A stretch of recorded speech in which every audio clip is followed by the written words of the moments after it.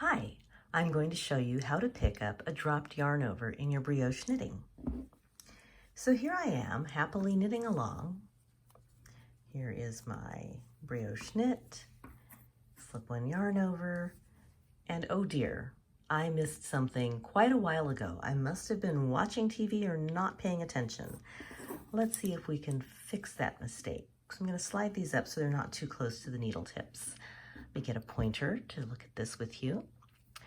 You can see I folded this at this stitch column, and you can see the structure of your brioche. You've got your knit stitches here, brioche knit, and each one has a yarn over lying behind it until we get here, because the yarn over that belongs there is lying across the front.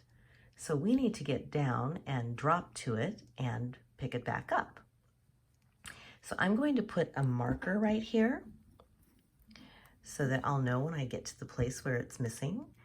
And see, this hole has no dark green stitch going in it. So here we are. And I have a couple of tools here.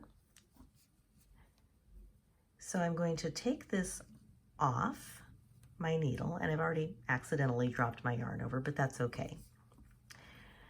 I'm going to take my pokey tool and reach back here so I can see where the light yarn is coming out of the stitch and just pop it out.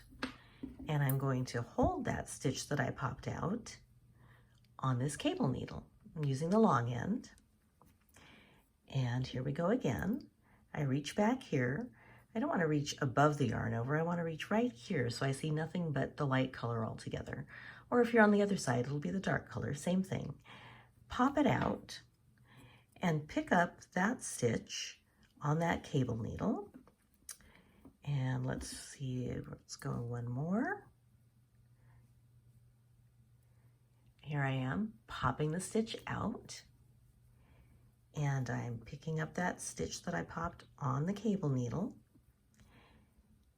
And this one is where my marker is. So I'm going to drop that marker. And I can see that this yarn over belongs behind that stitch.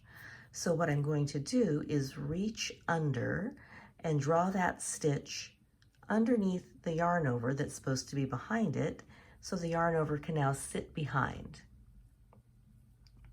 From here, it's easy. I'm going to take this, but before I do, let's take a look at the side. See how now my yarn overs are all lying behind the stitches? And it's right in line with this. So much of fixing mistakes is making your stuff look like everybody else. This stitch wants to look like all the rest of them. The reason why we're holding these on a cable needle is because we don't want them to jump in front of or behind. We don't want to mess up anything that has to do with where those yarn overs are. So by putting our cable needle through, it's just holding our place so that when we pick back up, all we have to do is pick the stitches back up and not even have to think about those yarn overs. So I'm just hooking my way back up. I dip under, I pull it through. I have picked up all the ones on the cable needle, so I am going to put this onto the left needle, take the cable needle out, and don't forget our yarn over is back here waiting for us to pick that up too, so we can look like the neighbor over here that we're going to work. And that should take care of it. So now I can go ahead and brioche knit. Everything looks fine. Hope this helps.